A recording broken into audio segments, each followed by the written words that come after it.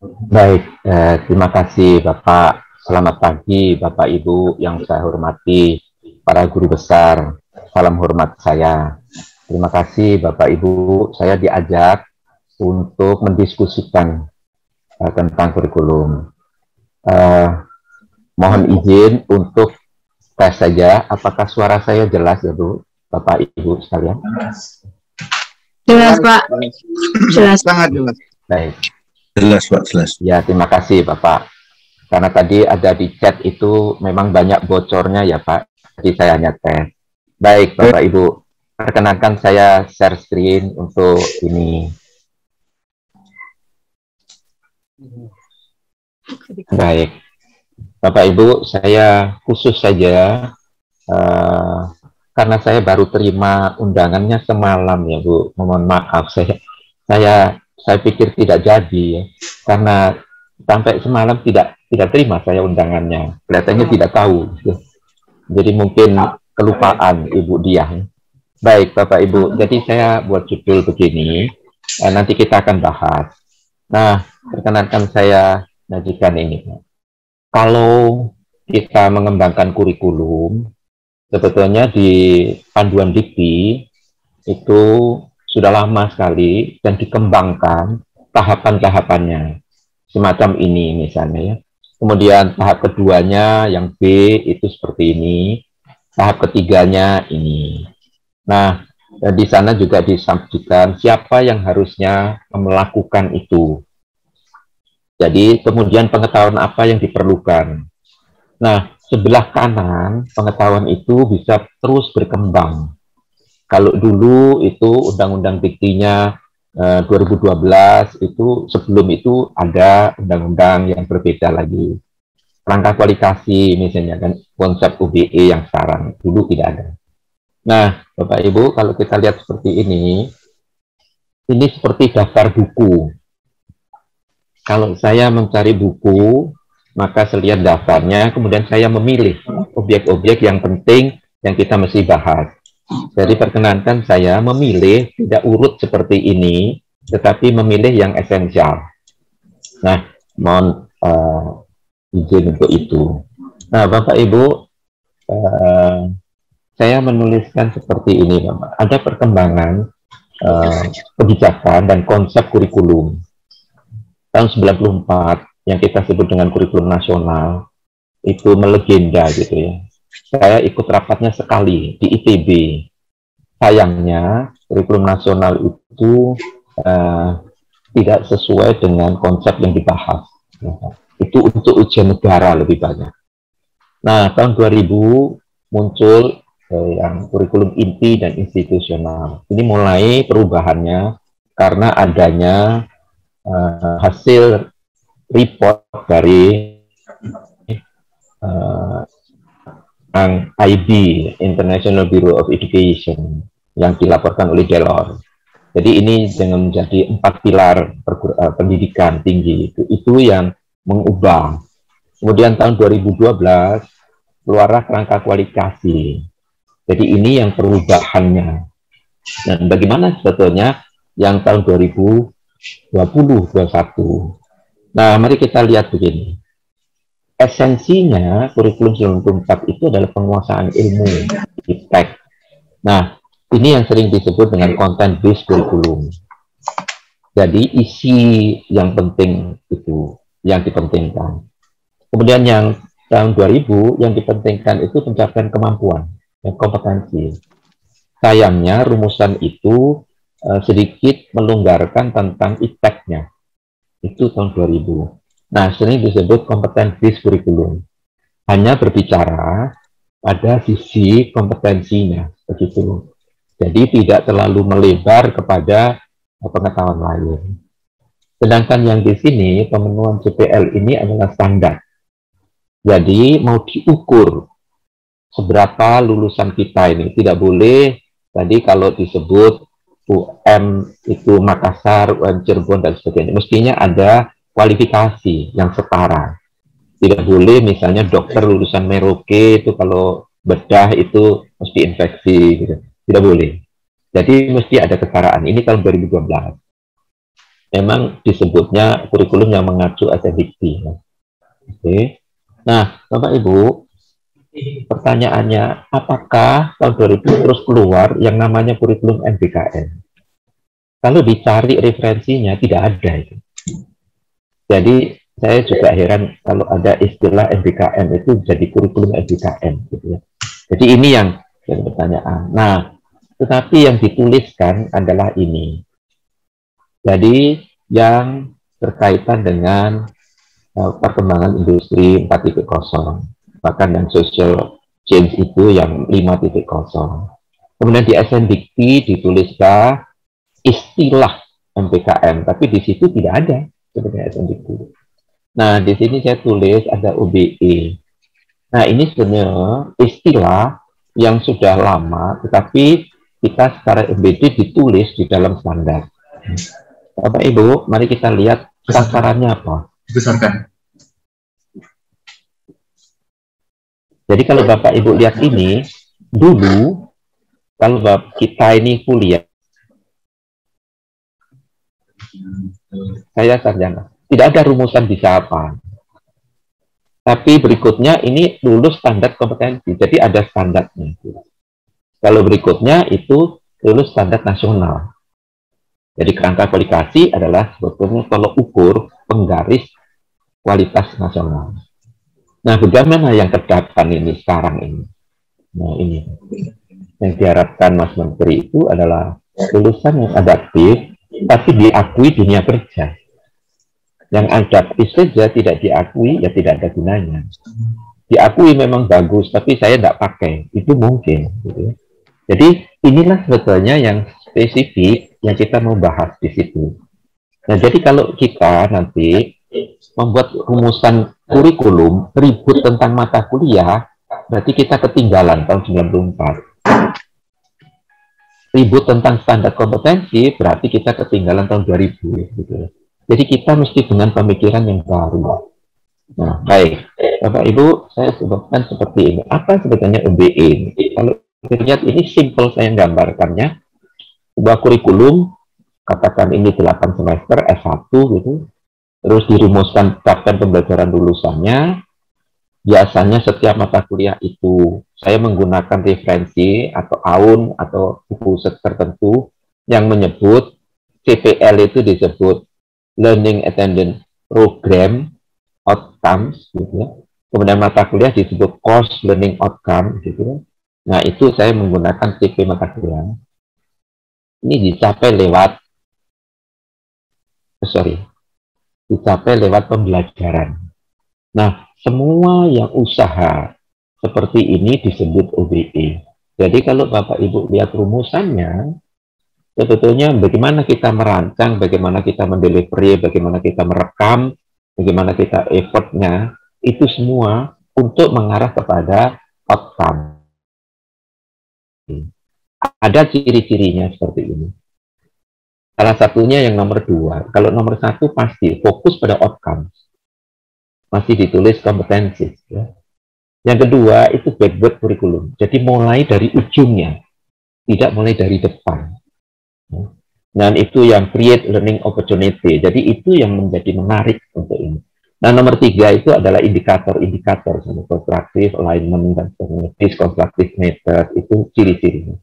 Nah, Bapak Ibu, saya tidak membahas seperti ini, tapi bagaimana sebetulnya ini diterapkan. Bapak Ibu, tidak mungkin sebuah prodi itu mulai nol, kecuali mengusulkan prodi. Maka tahap 1 itu evaluasi. Bagaimana mengevaluasinya?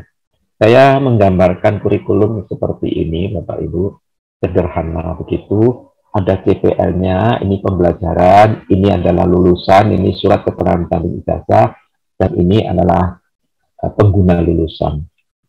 Nah, Bapak Ibu, kalau ini perencanaan kurikulum, maka kita akan melihat begini. Nomor 1, evaluasi pelaksanaan. Mengapa kita mesti mengubah? Gitu. Jadi kita lihat saja. Loh, uang CP-nya tercapai kok, gitu ya. Mestinya kenapa mesti diubah? Saya dapat pertanyaan seorang guru besar dari UGM, prodi tertentu, loh kenapa mesti ada perubahan gitu. orang lulusan kita bagus kok. Nah, ukurannya sebetulnya CPL ini. Tetapi bagaimana kalau ini rekognisi? Lulusannya tidak diakui, walaupun bagus IP-nya 3,5 semua, tapi di luaran tidak diakui. Nggak ada gunanya, gitu ya. Nah, kita lihat prosesnya. Proses pendidikannya bagus atau tidak. Yang menyebabkan mahasiswa itu improve pada kemampuannya, bukan pada standar CPL.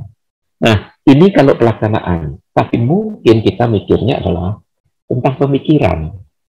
Yaitu, nah ini, jangan-jangan tidak diakui karena tidak sesuai dengan yang dibutuhkan.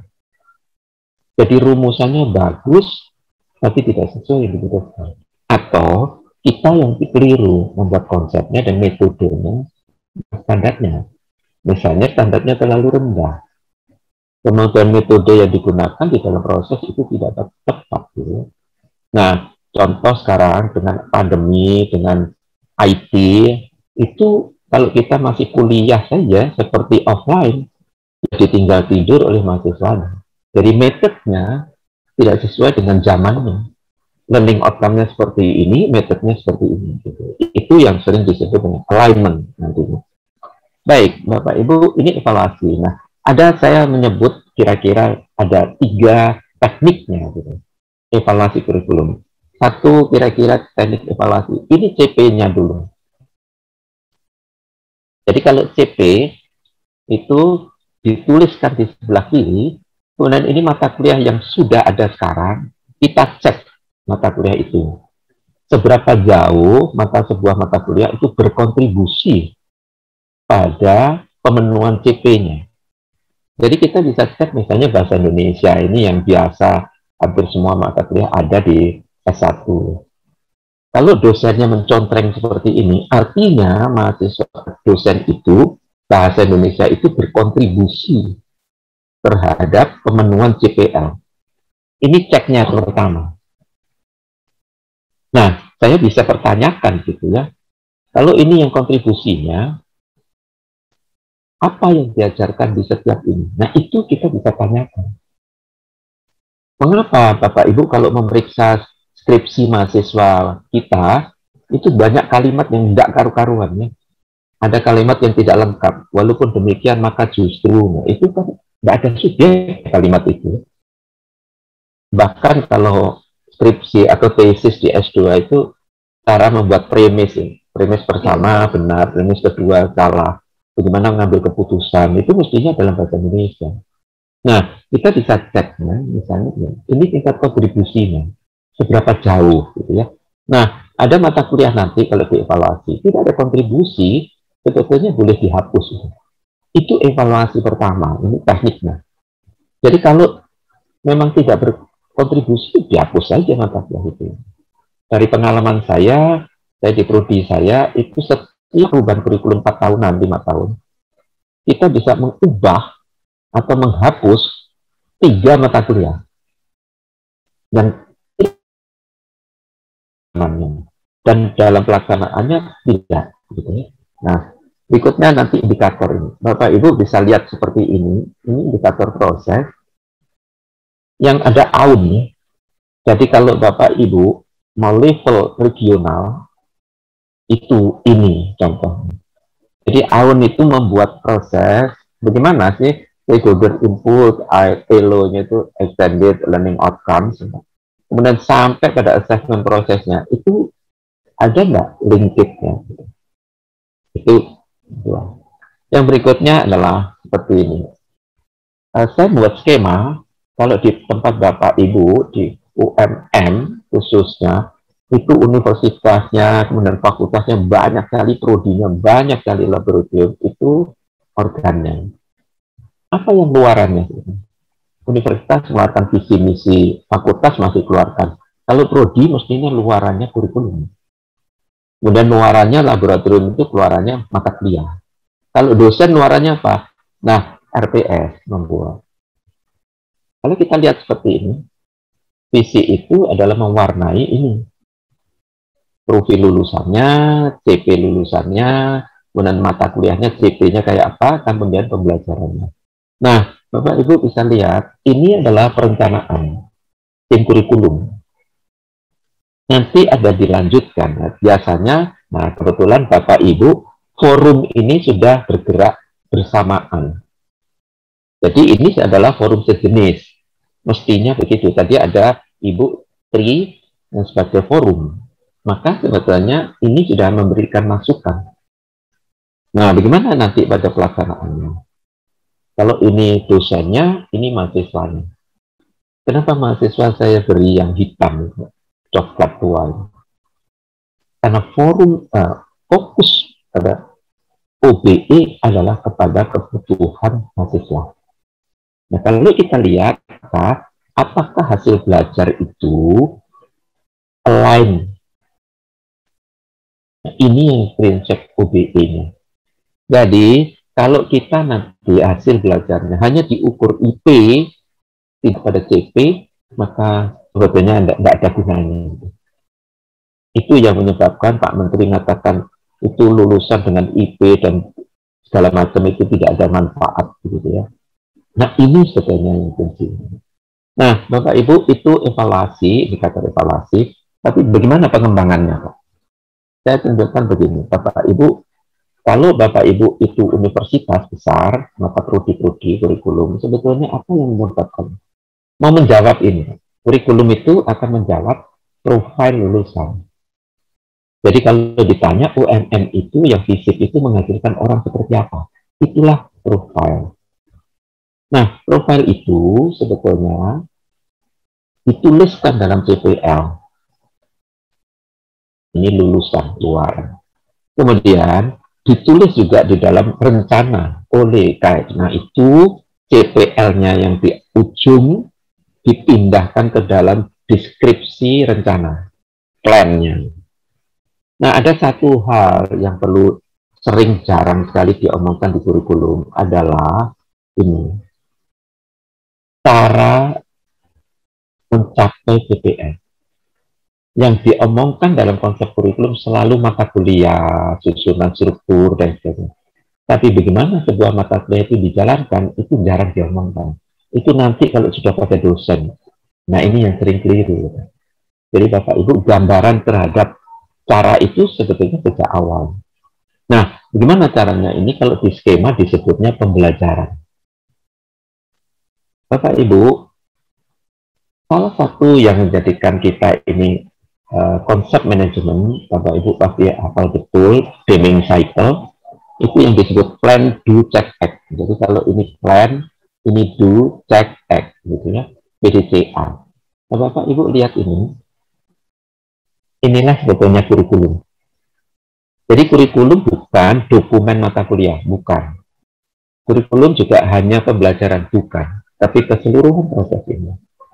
Nah, pertanyaannya, apa bedanya ya UMM dengan UM Makassar?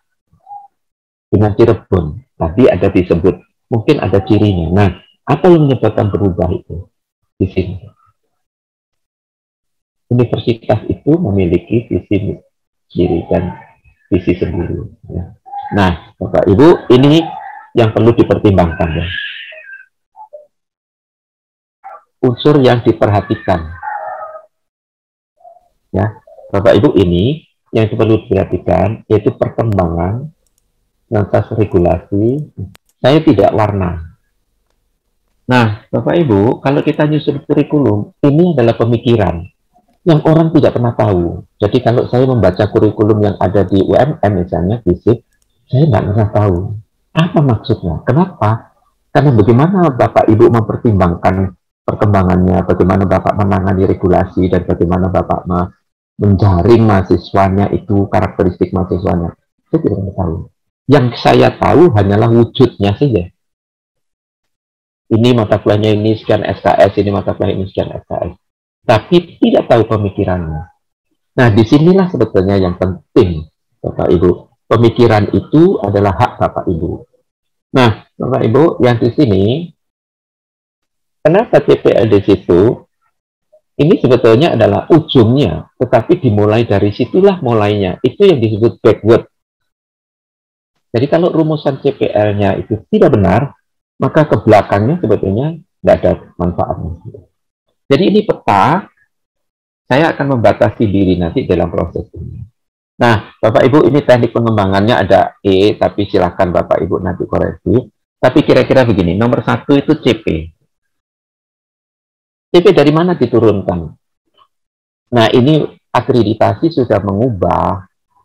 Kalau dulu Prodi itu punya visi, sebenarnya Prodi itu program studi, itu bukanlah lembaga sumber antara undang-undang. Maka bukan lembaga sumber, sebenarnya tidak ada punya visi yang seperti visi fakultas, visi universitas. Itu pala lama. Program studi dilihat lembaga sumber. Program is program. Nah, maka sebenarnya visi keilmuan prodi itu mau mengembangkan apa begitu. Memang ini diturunkan dari visi universitas. Maaf, ini pakai UC itu di kami yang mikirnya begitu. Nah, betul tadi ada kebutuhan stakeholders. Jadi bagaimana stakeholders itu kebutuhannya? Tanpa ini kita tidak bisa. Nah, Bapak Ibu nanti CP-nya, mari kita lihat ini. Bapak Ibu koreksi kalau pengembangan itu, misalnya standar SNDP. Itu ada pasal 9 itu ada standarnya. Sarjana seperti apa, magister seperti apa, ini SNDP. Kedua, perangkat aplikasi. Kalau deskripsinya itu level 6, maka sarjana. Jangan-jangan kita sarjana level 7. Wah, lebih hebat gitu, boleh saja. Kemudian standar profesi. Akuntan, arsitek, dokter, itu ada standar kompetensi yang khusus. Dan ini adalah kesepakatan forum. Sayangnya kesepakatan forum itu sering tidak pada CP, tapi sampai mata kuliah. Nah, ini yang sebenarnya mengganggu sekali. Kesepakatan forum prodi sejenis itu hanyalah pada CP. Sisi lain, CP itu adalah hasil analisis ini. Bapak Ibu, dosen perlu belajar bagaimana bidang pendidikan yang sekarang. Misalnya ada istilah COI, ya. Apa sih disebut flat classroom? Nah, itu perlu belajar. Bidang kerja, jangan-jangan pekerjaan yang kita setting sudah hilang. Apa pekerjaannya? Ipteknya, tidak boleh kita buta untuk itu. Dan ciri mahasiswa sekarang, beda sekali dengan zaman kita kuliah. Nah, Bapak Ibu, ini petanya CP. Kemudian mari kita lihat seperti ini. Nah, kami membuat struktur. Jadi tadi setelah CP, kita lihat strukturnya. Struktur ini kita bagi caranya demikian. Nasional, universitas, program studi. Ini dalam membangun karakter sebagai bangsa dan warga negara. Keluarannya ini. Mata kuliah agama, bahasa Indonesia, kewarganegaraan Pancasila itu wajib di nasional, undang-undang. Kemudian universitas, kami akan membangun ciri universitas dan ciri individunya. Bagaimana caranya? Ini ciri universitas wajib. Semua mahasiswa wajib itu, universitas. Kemudian, ini adalah pembentukan kemampuan keahlian berdasarkan prodi. Nah, kita membagi 4 semester, itu memperoleh pembentukan kemampuan keahlian fundamental. Jadi kalau jurusan pemerintahan itu kalau sudah lewat 4 semester itu ditanya fundamentalnya mestinya paham.